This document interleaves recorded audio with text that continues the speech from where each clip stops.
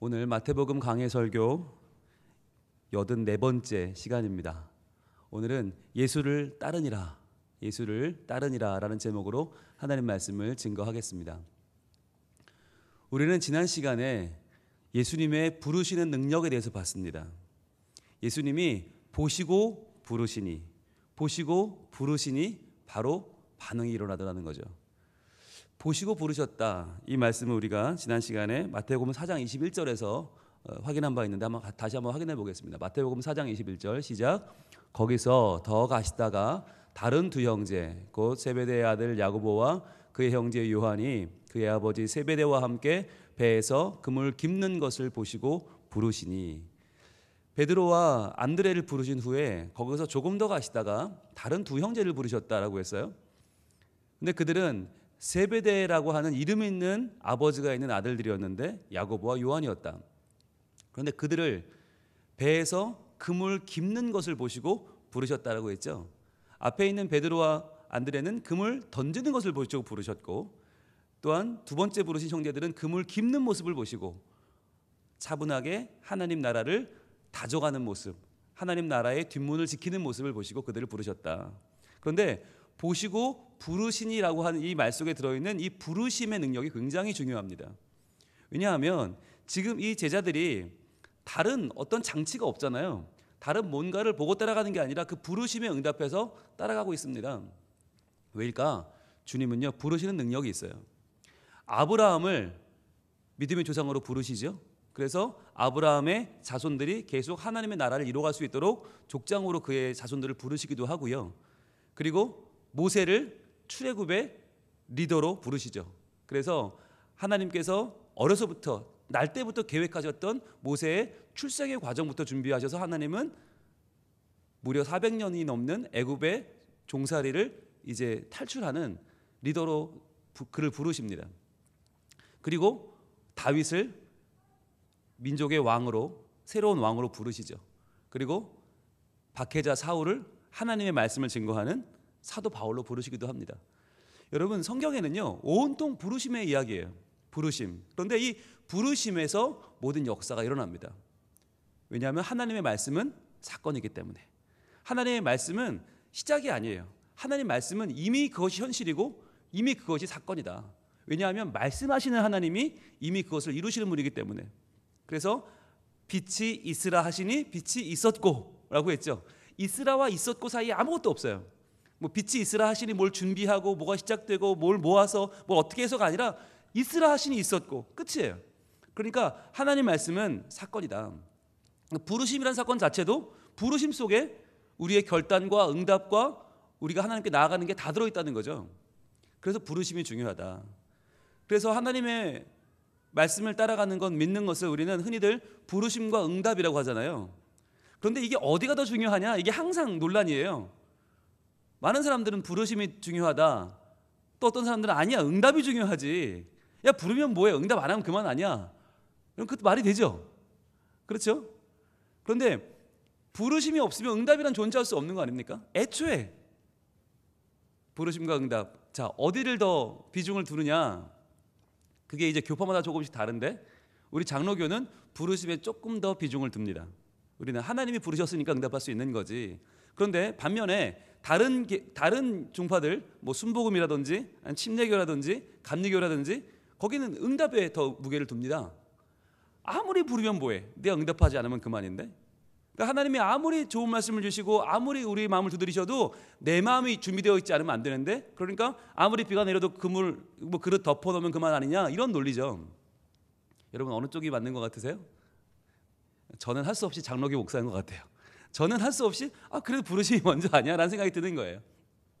부르심의 능력, 우리가 지난 시간에 봤습니다. 이 부르심은요, 우리의 행위대로 부르시는 것이 아니라 하나님의 은혜대로 부르신다라고 하는, 우리 지난주에 디모데후서 1장 9절 말씀을 같이 봤는데, 디모데후서 1장 9절에서 무슨 말씀을 봤냐면 우리의 소명으로의 부르심, 우리의 제자로의 부르심은 우리의 행위에 그 근본이 있지 않다. 바로 그리스도 예수 안에 있는 하나님의 은혜에 있다라고 하는 것을 배웠어요. 그러면서 어떤 말씀을 나눴냐면, 우리가 이제 부활절 새생명 초청잔치가 얼마 남지 않았는데 태신자 명단을 적어냈는데 과연 우리가 그들에게 전도하는 것이 이게 과연 어떤 행위냐, 어떤 의미냐라고 하는 말씀을 나눴어요. 하나님께서 부르심의 때가 있다는 거죠. 하나님의 부르심의 방법이 있다는 거예요. 그런데 그 때와 그 방법을 하나님이 정하신다는 거죠. 그러니까 내가 별로 준비되어 있지 않아요. 내가 별로 그렇게 막 마음이 뜨겁지 않고 내가 그렇게 막 전도에 정말 열을 올릴 정도의 신앙이 내게 없지만, 그러나 내가 그 사람에게 교회 한번 가지 않을래요?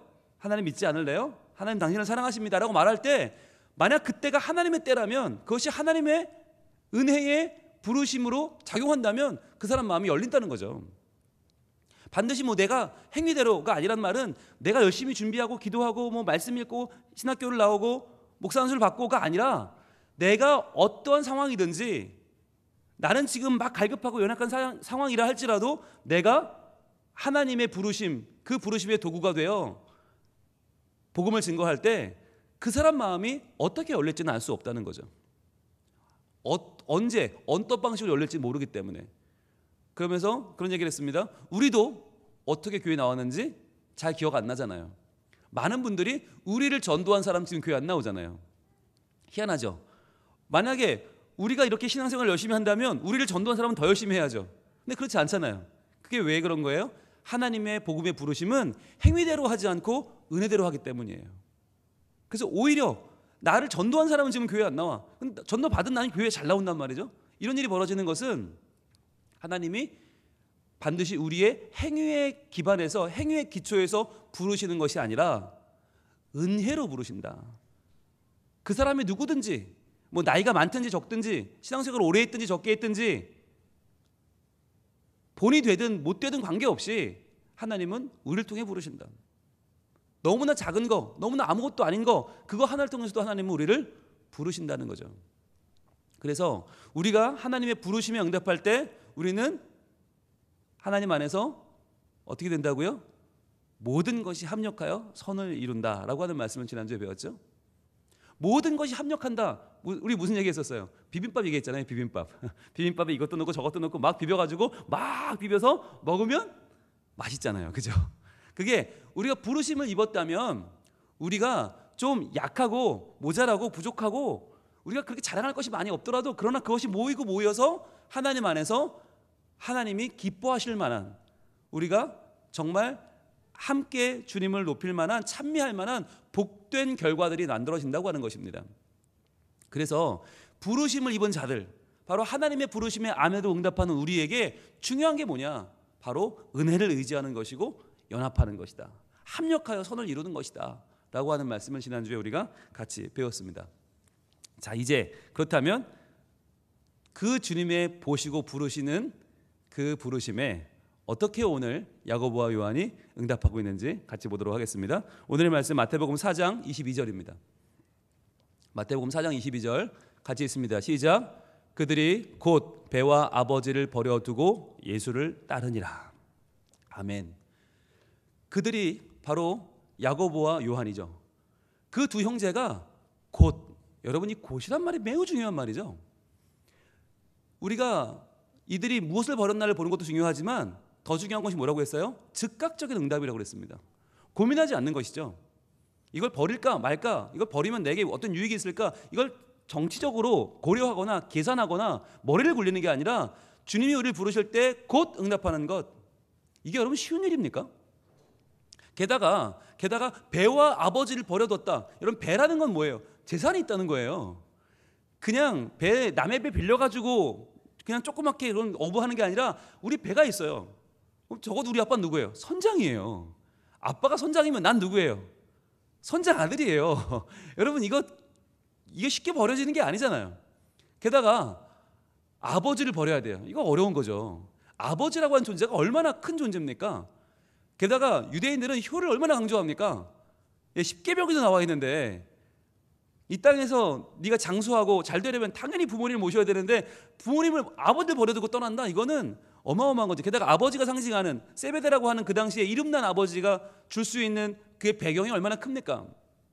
가문의 명예, 그걸 다 내려놓고 재산과 명예를 내버려 두고 곧 버려두고 예수님을 따랐다는 거잖아요. 이게 쉬운 결정이 아니었어요. 게다가 여러분, 지금 예수님 따르면 가면 뭐합니까? 복음 증거할 거 아니에요. 그런데 그 복음을 내가 들은 지 얼마나 됐어요? 얼마 안 됐어요. 나도 새신자예요. 아니, 나도 새신자인데 지금 나도 뭐 집사안수를 받은 것도 아니고 뭐 권사 장로가 된 것도 아니고 내가 신학교를 나온 것도 아닌데 내가 뭐 하나 한 것도 없는데 내가 지금 예수님을 영접했는데 내가 지금 예수님을 따라가 제자로 나간다? 이게 보통 결단이 아니잖아요. 어떻게 이렇게 했을까요? 그들이 곧 버려두고 따르니라. 그들이 곧 버려두고 예수를 따르니라. 어떻게 가능했을까요? 어떻게 가능했습니까? 생각하면 답이 안 나와요. 그런데요, 성경을 보면 답이 나와요. 성경을 한번 볼까요? 마태복음 4장 20절입니다. 바로 전전절입니다. 마태복음 4장 20절 같이 읽습니다. 전전절 시작. 그들이 곧 그물을 버려두고 예수를 따르니라. 아멘. 여기서 그들은 누구죠? 베드로와 안드레죠. 자, 베드로와 안드레가 바로 눈앞에서 바로 조금 전에 어떻게 했어요? 예수님이 부르시니까 곧 그물을 버려두고 예수님을 따랐어요. 그게 뭐예요? 모델이 된 거예요.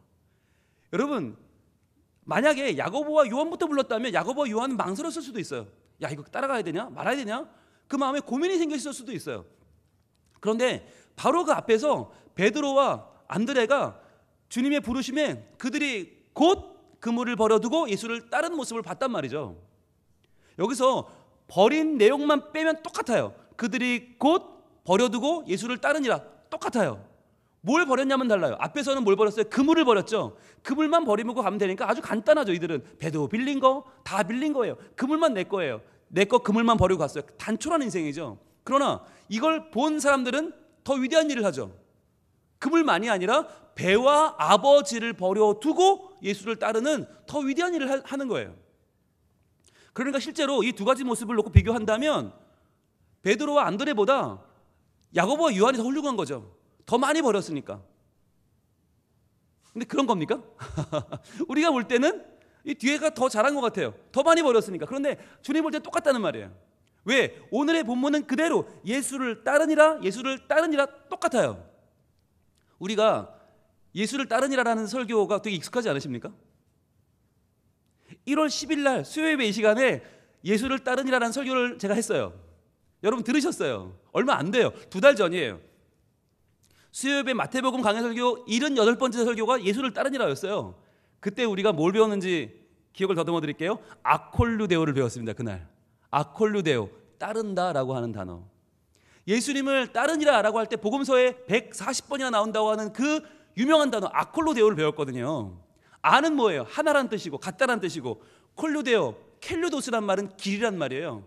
그러니까 아콜루데오는 같은 길을 간다, 같은 길에 서 있다, 주님과 같은 길을 가겠습니다라는 선언이, 결단이 아콜루데오 따르니라였잖아요. 기억나시죠? 그 1월 10일 날 우리가 봤던 본문 예수를 따르니라와 오늘의 예수를 따르니라는 똑같단 말이죠. 똑같아요. 버린 내용만 달라요. 그러니까 이 말을 보고 우리가 생각한다면 무엇을 버리든 그것은 우리에게 처한 상황이고, 중요한 건 곧 그것을 버리고 예수를 따르는 우리의 응답이죠.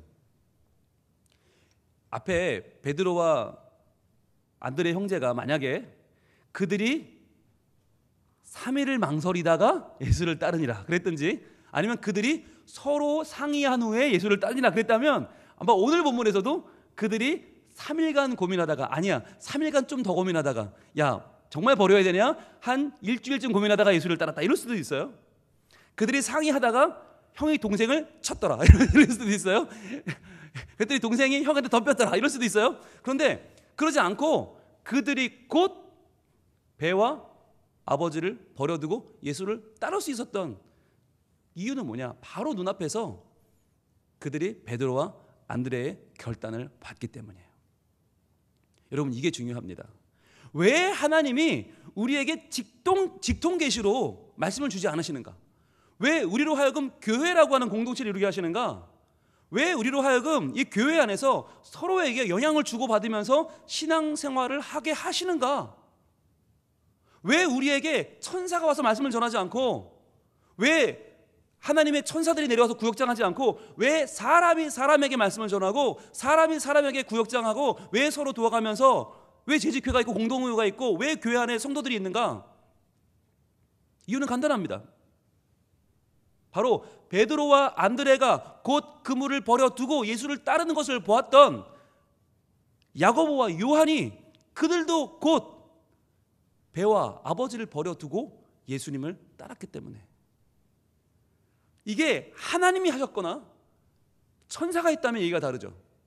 난 못해. 그럼 그만이잖아요. 저건 나랑 상관없어.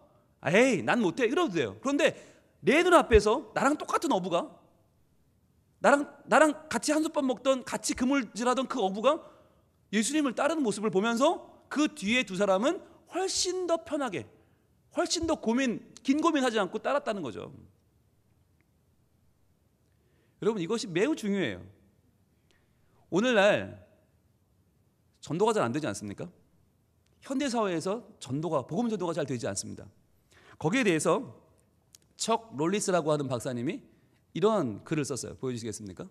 현대사회에서 복음 전도가 안 되는 이유가 뭐냐, 대체. 이 척 롤리스가 누구냐면 미국의 사우스 이스턴 대학교라고 하는 아주 유명한 신학대학교가 있는데 그 대학교의 선교학 교수예요. 사우스 이스턴 대학교의 신학대학교의 선교학 교수이자 이분이 20년 넘게 복음 전도를 가르쳐 왔어요. 그런데 이분이 절망에 빠진 거예요. 성경은 온통 복음 전도인데 왜 우리의 삶엔 복음 전도의 흔적이 없을까? 왜 오늘날 복음 전도는 우리에게 이렇게 거리끼는 것이 되었을까? 고민이 된 거예요. 그래가지고 이유를 찾아봤습니다. 열심히 한번 이유를 분석했어요. 그랬더니 3가지 이유를 발견했어요. 물론 더 많이 있는데 그 중에 이제 축약하면 3가지 정도가 되는데, 첫 번째는 바로 이겁니다. 같이 한번 읽어볼까요? 시작. 첫째, 많은 이들이 전도가 무엇인지를 모른다. 이거 굉장히 중요한 거죠. 전도가 뭔지를 모르는 교인들이 너무 많다는 거예요. 여러분 동의하십니까? 난 전도 아는데 그거 복음 전하는 거 아니야, 그걸 왜 몰라? 라고 하시죠. 그런데 실제로 교인들한테 조사해보면 교회는 무엇을 하는 곳입니까? 라고 물으면 대부분 뭐라고 대답하는가? 예배하는 곳이다. 그러니까 교회는 오면 예배하는 곳. 그렇잖아요. 예배당 제일 크니까. 어디든 제일 좋은 건물은, 제일 좋은 실은 예배당 아닙니까? 그러니까 제일 우리는 교회에 가서 뭐 하는가? 우리 머릿속에 99%는 예배. 그렇지, 예배 드리러 가야지. 주일 잘 지켜야지. 수요 예배, 새벽 기도회, 예배 드려야지. 이게 제일 첫 번째라는 거예요. 여러분 교회 왜 오세요? 뭐 하러 오세요? 예배하러 오시는 거 아닙니까? 그러니까 예배하는 것 굉장히 당연한 거잖아요. 어떤 분들은 또 그러죠. 우리 교회는 다음 세대를 부지런히 살피는 교회니까 교육도 중요하지 않습니까? 교육해야죠. 맞죠? 교육하는 곳. 또 어떤 분들은 그래도 목사님 우리가 식당도 있고 주차장도 있고 다 봉사도 해야 되잖아요. 봉사하는 거 좋죠. 교사도 봉사하죠. 그리고 우리 선교회 같이 친교하는 거 얼마나 중요합니까? 친교도 하죠. 교제도 합니다. 자, 그런데 중요한 건 거기서 끝이라는 거죠. 왜냐하면 눈에 보이는 예배당, 눈에 보이는 식당, 눈에 보이는 주차장, 눈에 보이는 교회학교, 눈에 보이는 선교회 모임이 우리에겐 다처럼 보인다는 거예요. 그런데 진짜 교회가 존재하는 이유가 뭐냐? 그것은 바로 복음 때문이라는 거죠. 예배도 좋고 교육도 좋고 친교 봉사 다 좋은데, 그러나 교회가 교회일 수 있는 이유, 교회가 교회여야만 하는 이유가 뭐냐? 가장 절실한 주제가 뭐냐? 그게 복음이라는 거예요.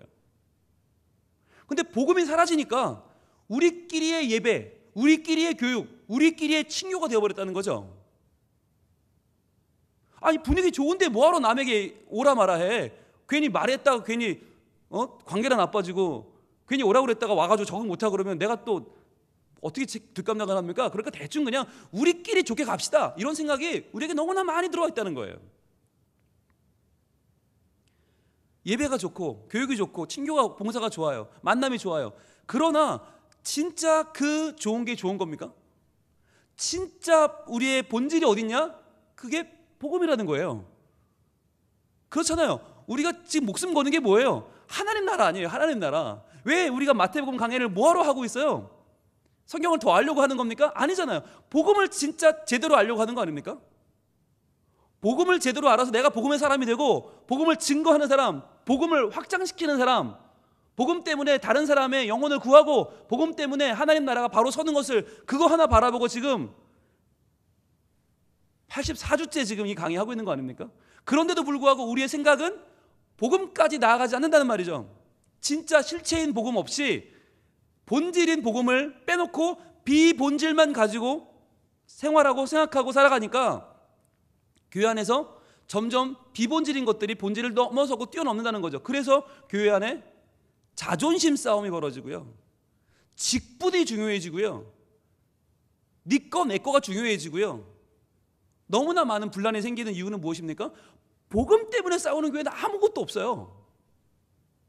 이 땅 부산에 복음 때문에 싸우는 교회는 하나도 없어요. 본질을 놓친 거예요.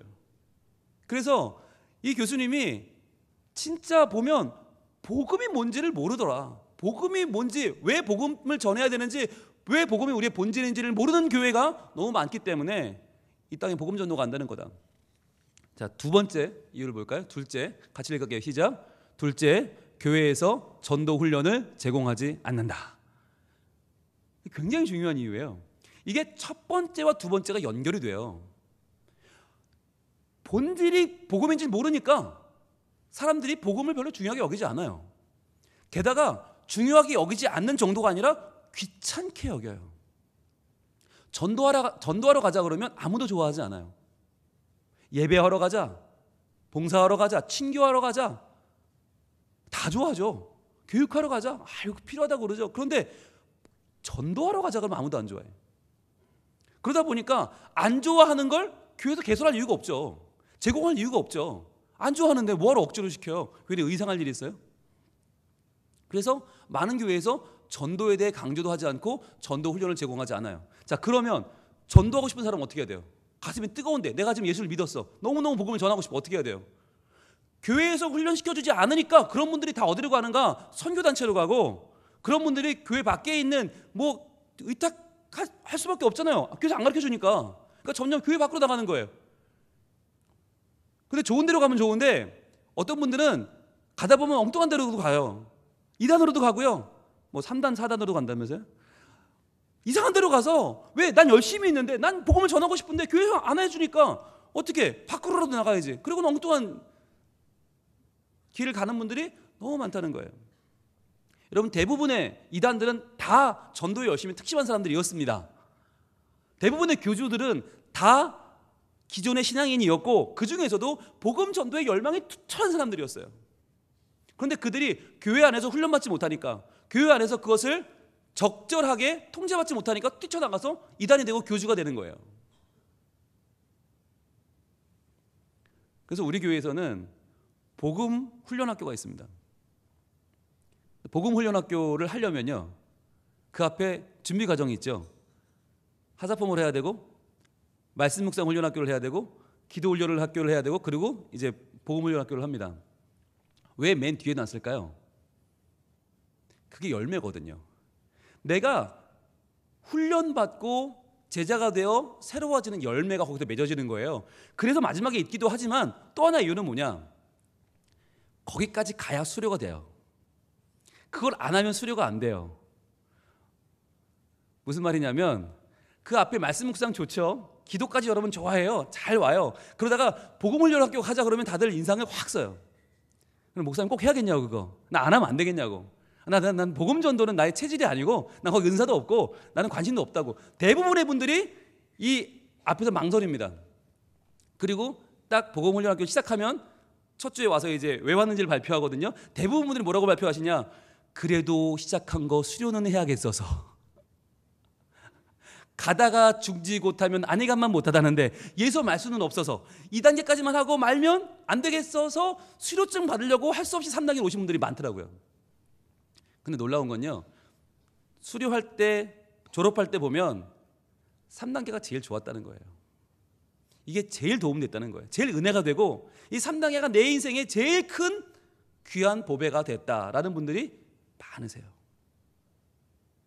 왜일까요? 그만큼 접하지 않아봤고, 그만큼 절실하지 않았고, 그만큼 우리에게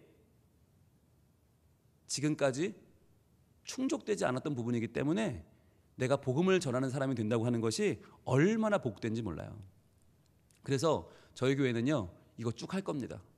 그래서 1단계, 2단계로는 수료가 안 돼요. 어떻게든 복음 훈련학교까지 가야 돼요. 어떻게든 복음을 전할 수 있는 사람이 돼야 돼요. 안 그러면 본질을 놓치고 신앙을 10년, 20년 하면 뭐하고, 본질이 없는데 비본질만 붙잡고 복음의 사람이 못된 상황에서 계속적으로 살아가면 물론 구원은 받겠죠. 천국은 가겠죠. 교회 안에서 인정받겠죠. 그러나 과연 하나님 나라의 제자로서는 몇 점 받을지 저는 자신할 수 없어요. 그래서 우리가 하나님의 제자로 부름받아서 하나님의 제자로 쓰임 받으려면 어떻게 해야 된다고요? 전도 훈련을 해야 된다는 거예요. 자, 그 다음에 제일 중요한 세 번째입니다. 셋째, 이렇게 이야기합니다. 셋째, 시작. 복음 전도의 롤 모델을 찾기 힘들다. 이게 세 번째 원인이라는 거예요. 자, 첫 번째 원인 뭐라고 그랬어요? 첫 번째는 많은 이들이 전도가 무엇인지를 모른다. 두 번째는 교회에서 전도 훈련을 제공하지 않는다. 세 번째는 복음 전도의 롤 모델을 찾기가 힘들다. 점점 교회 안에서 복음 전도라고 하는 본질이 사라지고 훈련이 사라지다 보니까 누가 전도하는 사람이 없다는 거예요. 그전에는요 그래도 교회마다 전도 열심히 하는 분들이 계셨어요. 그래서 그분을 보면 머리가 숙연해지는 분들이 계셨어요. 꼭 뭐 얼마 전에 타계하신 별세하신 빌리그레암 목사님 99살 돌아가셨죠. 그분을 굳이 따지지 않아도, 굳이 평신도 사역자로 어린이 선교에 평생을 바친 D.L. 무디 선생님을 따지지 않아도, 예수전당 불신지옥 최건능 목사님을 따지지 않아도 그만한 전도의 열정적인 롤모델들이 교회마다 있었단 말이죠. 그분들이 존경을 받고 그분들이 흠모함을 받았었어요. 그런데 이제는 그런 분들이 없어요. 그러니까 전도하는 모습을 못 보니까, 적어도 입만 열면 전도 얘기하는 분들이 점점점 사라진 오늘, 전도하는 것을 보지 못하는 우리는 전도에 대한 행동력을 잃어버린 거죠. 적어도 누군가 옆에서 하면 따라라도 할 텐데, 모방이라도 할 텐데, 그럴 수 있는 여건조차 갖지 못한 오늘날의 우리 교회, 이 현 시대의 교회를 바라보면서 이 교수님이 가슴을 치면서 이 얘기를 하신 거예요. 그런 면에서 오늘 이 야고보와 요한은 얼마나 복된 사람들입니까? 롤모델을 만났잖아요. 롤모델을 만났어요. 그 롤모델이 바로 베드로와 안드레였던 것이죠. 그런데요 여러분, 이 롤모델, 내 앞에서 이것을 행했다는 것을 보고 따라갔잖아요. 그런데 그들이 그러면 왜 그걸 보고 따라갔을까요? 단순히 그냥 예수님 따라가는 모습 보니까 좋아 보이는데 우리도 해볼까 이랬을까요? 아닙니다. 롤모델을 통해서 무엇을 보았을까? 이들은 바로 예수님의 가치를 봤어요. 예수님을 따른다는 것이 얼마나 가치 있는 일인가, 예수님이 얼마나 가치 있는 존귀한 보배이신가를 본 거예요. 뭘 통해서? 바로 베드로 사건을 통해서죠. 우리가 봤지만 누가복음 5장의 사건이 오늘 마태복음 4장과 오버랩 된다고 그랬죠. 밤새 헛구문질하고 한마디의 고기도 잡지 못한 베드로. 그래서 그 아침에 남들은 다 만선의 기쁨을 누릴 때 혼자서 외롭게 그 그물을 정리하던 베드로에게 예수님이 나타나셨잖아요. 야, 깊은 데 가서 그물을 던져라. 에이, 지금 그건 무슨, 이게 아니라 말씀에 순종하여 그물을 던졌더니 어떻게 됐어요? 그물이 찢어지도록 고기가 올라왔죠. 그 한마디 말씀에 순종했는데 찢어지도록 그물이 올라와서 다 그 고기를 담을 데가 없어서 자기 배에 싣고 또 옆에 있는 친구를 부르죠. 야, 나 좀 도와줘. 그래서 그 배에 같이 실어서 두 배가 잠기게 되었죠. 그런데 그 친구 불러와서 그 고기를 채웠던 그 친구의 배가, 많은 성서학자들의 연구에 의하면 바로 옆에 있던 그 야고보와 요한의 배가 아니었겠냐는 거예요. 말이 되죠. 바로 옆에 있었으니까. 그러면 야고보와 요한은 지금 어떤 경험을 한 거예요? 베드로를 통해서 예수님이 얼마나 능력 있는 분인가, 그분의 한마디가, 그 한마디가 얼마나 가치 있는 일인가, 그 한마디에 순종하는 일이 얼마나 우리에게는 복된 일인가를 눈앞에서 본 거 아니에요. 게다가 어느 누가 물속에 있는 고기, 물고기를 지금 좌우로 정렬시킬 수 있는 사람이 누가 있어요? 아무도 없어요. 하나님이 하시는 거잖아요. 그러니까 이분은 하나님이구나라고 하는 정말 이 세상 무엇과도 바꿀 수 없는 전능하신 분이라고 하는 가치를 발견한 것이죠. 그래서 이들은 배와 아버지를 버려두고 예수님을 따랐던 것이죠. 여러분, 고기 잡는 사람들에게 제일 중요한 게 뭐예요? 고기죠. 고기 한번 신나게 잡아보는 게 꿈 아니겠어요? 그런데 고기를 잡고 고기를 버릴 수 있어요? 그 고기를 잡고 그 고기 잡은 그분을 버려요? 아니, 그렇게 지금 배가 가라앉도록 고기를 싣는 그 배를 버려요? 그리고 그 배의 주인은 아버지를 버려요? 불가능한 일이죠. 불가능한 일을 지금 이들은 하고 있어요. 어떻게 해요? 내 눈에 보이는 가득 찬 고기와 배와 그물과 이 모든 사건보다 더 뛰어나신 예수님을 봤기 때문이죠. 이 모든 것을 뛰어넘는 가장 소중한 예수님의 가치를 발견한 순간 이 모든 것은 다 아무것도 아니게 되는 거죠. 여러분, 정말 중요한 건 세상에 있는 것의 가치를 따지는 것이 아니라 그보다 비교할 수 없는 예수님의 가치를 바라보는 것입니다. 이 세상 그 무엇보다, 내가 가진 그 무엇보다도 가장 훌륭하신 예수님을 알아보는 그 눈이 신앙의 눈입니다. 그 눈이 열리는 것이 우리에게는 가장 큰 유익이고 가장 큰 복입니다. 아직도 많은 사람들은 어쩌다 운이 좋아서 고기를 잡았겠지라고 생각해요. 아, 내 실력이 좋아서, 내 그물이 좋아서, 내 배가 좋아서, 아니 우리 아버지랑 같이 나왔더니 라고 생각해요. 그래서 내가 가진 것을 더 꽉 부여잡아요. 더 움켜쥐고요, 더 빼앗기지 않으려고 하고요, 오히려 남의 것까지 빼앗아다가 더 많은 고기를 잡으려고 해요. 그게 일반적인 상식이에요. 그런데 오늘 바라보는 이 4명의 어부들은 전혀 달랐어요. 왜요? 눈에 보이는 내가 평생 소원했던, 내가 가장 바랐던 그것 뛰어넘는, 그것을 완전히 넘어서는 훨씬 더 훌륭한 가치이신 예수님을 만났기 때문입니다. 저는 이러한 일이 우리에게 벌어지길 소망합니다. 여러분, 우리가 가진 것들 물론 좋죠. 그거 있으면 얼마나 편해요. 그런데 그게 없어도 관계없다는 것을 발견하는 순간이 얼마나 우리에겐 복됩니까? 그게 언제냐? 바로 예수님을 제대로 만나는 순간이에요. 예수님을 제대로 만나는 순간이에요. 제가 신학을 하려고 결심을 하고 이제 신학교를 가겠다라고 하니까 주변에 많은 분들이 저한테 그런 조언을 해주셨습니다. 네가 신학을 하면, 네가 목회자가 되고 목사가 되면 너는 많은 걸 버려야 된다. 너는 모든 걸 버려야 된다라는 이야기를 하셨어요. 그러면 저를 굉장히 불쌍한 눈으로 보셨어요. 혀를 차시며 이제는 어떡하냐, 니네 엄마 아빠는 어떡하냐, 이런 눈으로 저를 보시더라고요. 그런데 제가 그때만 해도 제가 무슨 의미인지 몰랐죠. 그런데 제가 신학을 하고 하나님을 제대로 만나고 사역을 하고 여기까지 오면서 깨달은 게 있어요. 주님을 따른다는 것은 내가 가진 것을 버리는 게 아니라는 거예요. 주님을 따른다는 것은 예수님만으로 충분하다는 걸 알아가는 거예요. 정말 예수님만으로 충분해요. 정말 예수님만으로 행복해요. 예수님만으로 만족해요. 그걸 깨닫는 거예요. 그러면 다른 게 뭐 가치가 있고 없고를 떠나서 그건 나랑 상관이 없어요. 있으면 좋고 없으면 많은 거지. 예수님이 너무너무 좋은 거예요. 그래서 주님을 따른다는 건 굳이 다 버릴 이유가 없어요. 주님이 제일 좋아요. 그럼 끝나는 거예요. 가장 귀한 주님을 내 마음에 모시는 거예요. 그게 주님을 따르는 거예요. 근데 저는요, 여러분이 다 신학교 가길 원하지 않아요. 여러분이 다 목사 연수 받길 원하지 않아요. 여러분 다 목회하길 원하지 않아요. 그러나 여러분이 다 예수님이 가장 존귀하다는 것을 깨닫기를 소원합니다. 여러분이 다 여러분의 생업이 있고 여러분의 삶이 있고 여러분의 가정이 있지만 그 모든 것보다 훨씬 더 중요한 예수님의 가치, 예수님의 보배로움을 품을 수 있길 원합니다. 그게 저희 소원이에요. 다른 거 없어요. 저는 여러분이 그렇게 되면 좋겠어요. 그래서 예수님이 너무 좋아서 그 밖에 다른 것들은 보너스잖아요. 여러분 보너스 좋아요, 싫어요? 전 좋은데요.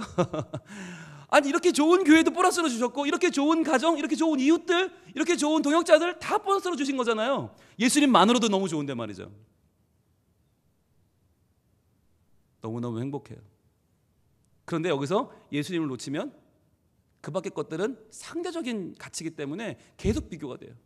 계속 남들과 비교해야 되고 계속 이게 좋은 건지 나쁜 건지 따져야 되고 복잡해요. 그러나 가장 좋은 예수님을 제대로 만나면 나머지는 별거 아니더라. 그래서요, 주님이 이런 말씀하셨어요. 마태복음 10장 39절입니다. 마태복음 10장 39절. 아주 예수님을 따르기로 작정한 우리에게는 중요한 말씀이에요. 과연 예수님 그 귀한 보배, 그 귀한 가치 외의 것들은 과연 어떤 것인가 우리에게. 자, 마태복음 10장 39절 시작. 자기 목숨을 얻는 자는 잃을 것이요 나를 위하여 자기 목숨을 잃는 자는 얻으리라. 굉장히 역설적인 말이죠. 아니, 우리가 내 목숨보다 중요한 게 어디 있어요? 죽으면 끝인데. 그러니까 자기 목숨을 얻는 게 우리의 최고의 가치 아닙니까? 그런데 내가 열심히 살아서 자기 목숨을 얻어요. 근데 결국 잃는 거란 말이에요. 그걸 잃는 거다. 예? 그럼 어떻게 살아야 되나요? 나를 위하여, 즉 예수님을 위하여, 예수님이라는 가장 존귀한 가치를 위하여 자기 목숨을 차라리 잃는다고 해도 그거 얻는 거다라고 하는 거예요. 여러분, 이게 굉장히 큰 역설인데 죽으란 얘기가 아니에요. 내 생명을 얻고 잃는 것보다 훨씬 더 큰 가치인 예수님의 보배로움, 그 예수님의 가치를 제대로 아는 게 이만큼 중요하다는 말이에요. 내가 살아도 예수님 놓치면 죽은 거다. 내가 죽어도 예수님 얻으면 산 거다. 그렇다면 여러분, 이 생명에 뭘 갖다 놔 보세요. 돈을 갖다 놔 보시고, 명예를 갖다 놔 보시고, 자녀를 갖다 놔 보시고, 여기에 다른 뭘 갖다 놔 보세요. 뭐를 얻어도 예수님을 잃으면 잃은 것이고, 무엇을 잃어도 예수님을 얻으면 얻은 것이다. 우리가 많은 것을 더 갖지 못해서 안달하고, 잃어버린 것 때문에 아까워하고, 더 갖지 못해서 늘 안달복달 살아가는 우리들에게 주님 말씀하는 거예요. 그게 그렇게 중요해? 나보다 중요하냐? 예수 그리스도의 그 복음의 가치보다 더 중요하냐? 그래, 그럼 그걸 얻어라. 너는 잃을 것이다. 내가 가장 중요하기 때문에 그것을 네가 비록 잃어버린다고 해도 너는 그것을 얻을 것이다. 가장 중요한 분을 얻으면 다 얻는 거예요. 오늘 우리가 예수를 따르니라, 아콜루데오, 그분과 같은 길에 선다는 것은 그분으로 나의 인생의 방향을 설정한다는 것입니다. 그분이 나의 목표고 그분이 나의 가장 큰 보배입니다. 그렇다면 나는 예수님을 따르는 자가 되는 것입니다. 지금 나를 움직이는 것은 무엇입니까? 지금 나를 끌고 가는 방향은 무엇입니까? 지금 내 인생의 목적지는 어디입니까? 다시 한번 돌아볼 수 있길 원합니다. 내 구주 예수를 더욱 사랑, 내 구주 예수를 더욱 사랑. 주님 앞에 엎드려 비는 말 이것입니다. 더욱 사랑, 더욱 사랑. 여러 가지 이 세상의 가치가 나를 뒤흔드는 이 비본질의 세대 속에서 다시 한번 붙잡을 오직 한 가지, 내 구주 예수를 더욱 사랑. 이전에는 세상 나기 좋았어요. 그런데 지금 내 기쁨은 오직 예수예요. 이 세상 떠날 때 내가 찬양하면서 숨질 때 내 할 말도 오직 예수예요. 나는 잃어도 주님을 얻으면 다 얻는 겁니다. 나는 주님으로 만족합니다. 나는 주님 때문에 내 모든 걸 곧 버리고도 주님을 따를 마음의 준비를 하고 살겠습니다. 주님 나를 받아주세요. 주님 나와 함께 해주세요. 주님 때문에 주님 안에서 행복한 하나님의 사람으로 살게 해주세요. 기도하는 마음으로 이 찬양을 드립니다. 내 구주 예수를 더욱 사랑, 내 구주 예수를 지금보다 더욱 사랑,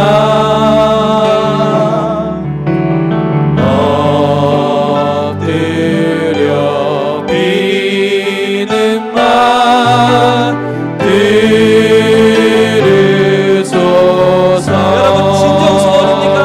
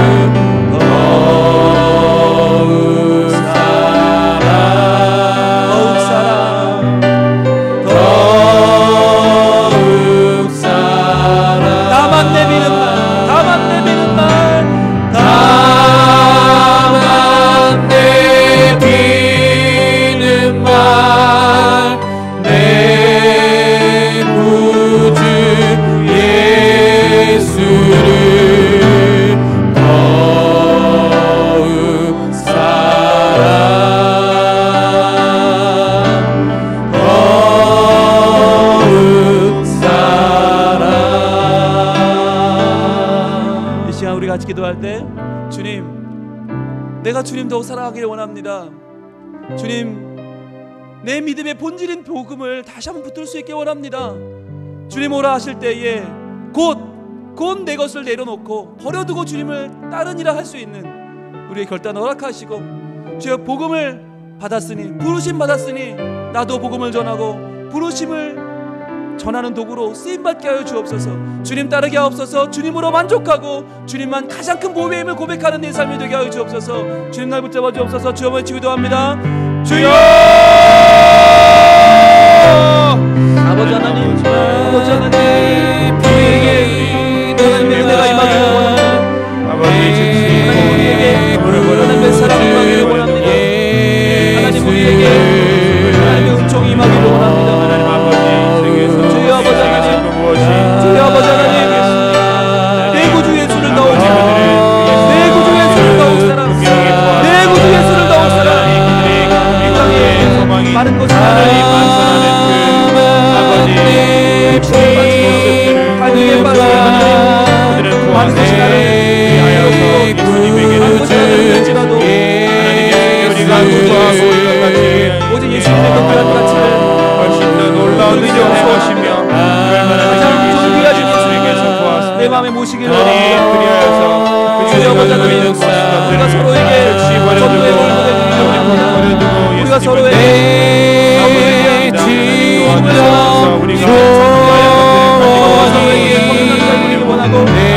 전도의 모임을 해드리고 우리가 서로에게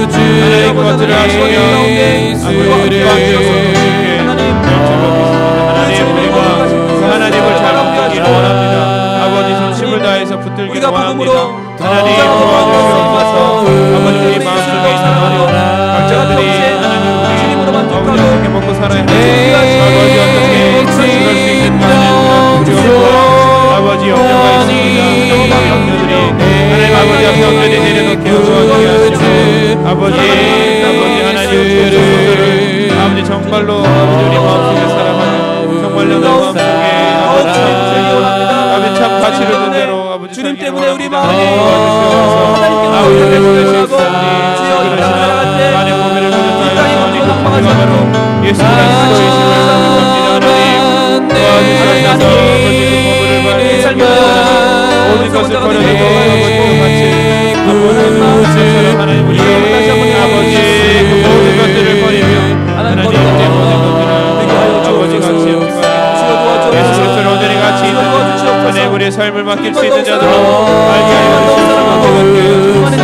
나르게 하여 주시옵소서. 하나님 아버지 하나님 믿는 아버지 예수 그리스도를 또한 정말 귀하게 여기며 하나님의 복음과 아버지 하나님 나라를 선포하는 그 일이 정말로 필요하십니다. 아버지 선포하시옵소서. 아버지 안주하려는 우리의 마음들을 붙들어 주시옵소서. 하나님 아버지 방황하고 헤매는 자들이 너무나 많이 있어 우리에게 하나님의 복음을 전할 수 있기를 원합니다. 예수님의 우리의 삶에 더욱 하여서 하나님 아버지 예수님을 전하지만 하나님 우리가 살아가는 비가 오게 하여 주시기 원합니다. 아버지 다른 곳에서 다른 곳에서 희망을 찾지 않기를 원합니다. 오직 예수님 안에서 하나님 우리가 살아가는 복음을 얻게 하시고 아버지 우리의 삶의 목표를 보게 하여 주시옵소서. 아버지 하나님의 복음을 더욱더 표현하여 합니다. 아버지 하나님 열심히 나누는 아버지 것은 우리의 것이 하나님 주옵소서.